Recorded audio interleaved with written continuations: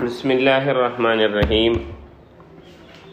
ایمانیات و عبادات میں عقائد میں سے تیسرا عقیدہ چل رہا ہے،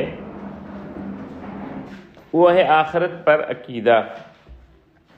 آخرت کا عقیدہ یہ ہے کہ مجھے تمام اعمال کا جواب دہ ہونا ہے، اور اس جواب دہ ہونے کی وجہ سے مجھے اچھے اعمال پر اچھا بدلہ ملے گا اور برے اعمال کی سزا ملے گی، اور جو میرے ساتھ ظلم اور زیادتی ہوتا ہے اس کی بدلہ بھی ملے گا، جو میں کسی کے ساتھ اچھائی کرتا ہوں اس کے بدلہ ملے گا۔ اس کے انسانی زندگی پر، انسانی سیرت کے کرداروں میں اثرات پر بات کر رہا تھا۔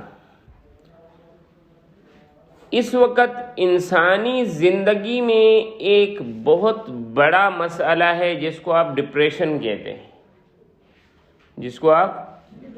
ڈپریشن کہتے ہیں۔ آدمی مایوس ہو جاتا ہے کہ یار میرے ساتھ ہی زندگی میں ایسا کیوں ہو رہا ہے، زندگی اس کو بڑی اجیرن لگنے لگتی ہے، مایوس ہونے لگتا ہے، یہ دروازہ ہی بند ہو گیا، یہ بھی بند ہو گیا، اس نے مجھے یہ دھوکہ دے دیا، اس نے یہ کر لیا، اس نے وہ کر لیا۔ لوگ اس پر خودکشیاں کر دیتے ہیں۔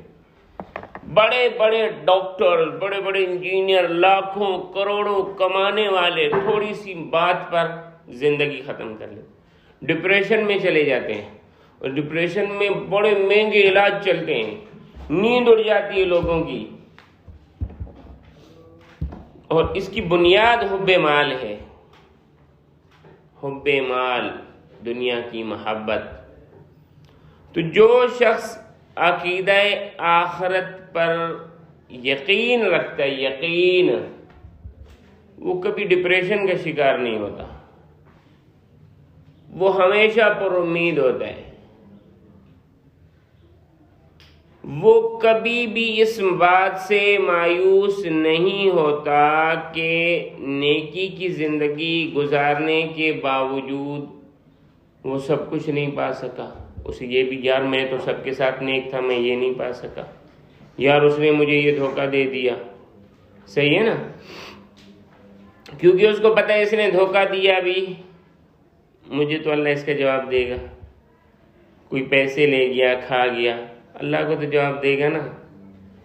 میرے پیچھے میرا اللہ موجود ہے، وہ جواب لے گا، بات ختم۔ میں تو خادم ہوں، لے گیا، کوئی مسئلہ نہیں۔ میرے حالات ایسے ہیں، میرا اللہ مجھے ان حالات میں رکھنا چاہتا ہے۔ سمجھ آ رہی ہے؟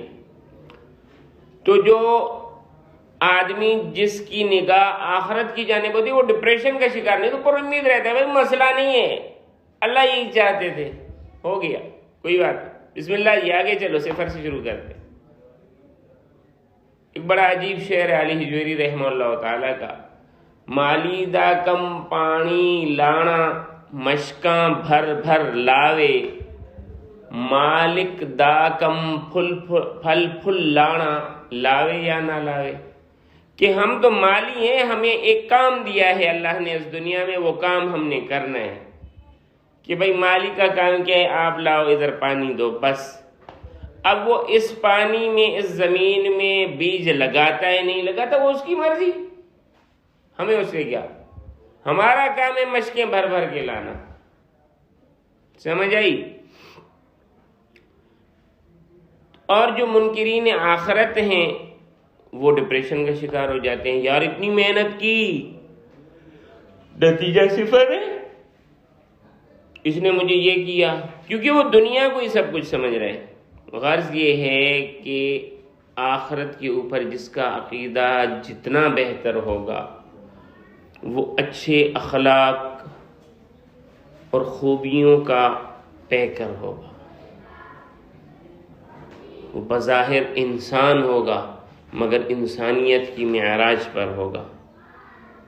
اور ایک مومن کی جو صفات ہونی چاہیے، مومن یعنی اللہ کی ماننے والا، اللہ کی ماننے والا شخص کیسا ہوگا، وہ سب اس میں جمع ہوں گے۔